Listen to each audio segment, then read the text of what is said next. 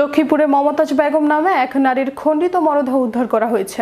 সোমবার রাতে জেলার সড়ক ও জনপদ বিভাগের স্টাফ কোয়ার্টারের ভেতরে একটি তালাবদ্ধ ঘর থেকে বিবস্ত্র অবস্থায় নারীর খণ্ডিত মরদেহ উদ্ধার করা হয়।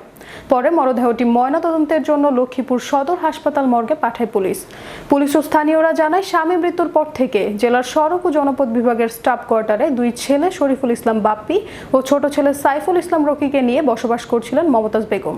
ঘটনাস্থল পরিদর্শনে এসে জেলা পুলিশ সুপার মোহাম্মদ মাহফুজ্জামান আশরাফ বলেন, কী কারণে এই হত্যাকাণ্ড তা খতিয়ে দেখা হচ্ছে। পারিবারিক বিরোধে ছোট ছেলে এই হত্যাকাণ্ড ঘটাতে পারে বলে প্রাথমিকভাবে ধারণা করা হচ্ছে। গতকাল রাত 11:30টার দিকে আমরা খবর পেয়েছি, 999-এর মধ্যে খবর পেয়েছি যে রোডস অ্যান্ড হাইওয়ের ভিতরে একটি স্টাফ কোয়ার্টারে রক্ত দেখা গেছে।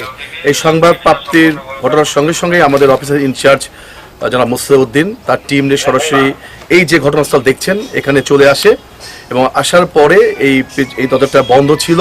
পরে পিছনের দিকে গিয়ে আমরা স্থানীয় লোকদের সহায়তায় পিছনে গিয়ে দরজাটা আমরা খুলে সেখানে আমরা প্রথমে আমরা আসলে মাংস টুকরো দেখতে পাই। আমরা বুঝতে পারছিলাম না এটা মাংস, কিসের মাংস।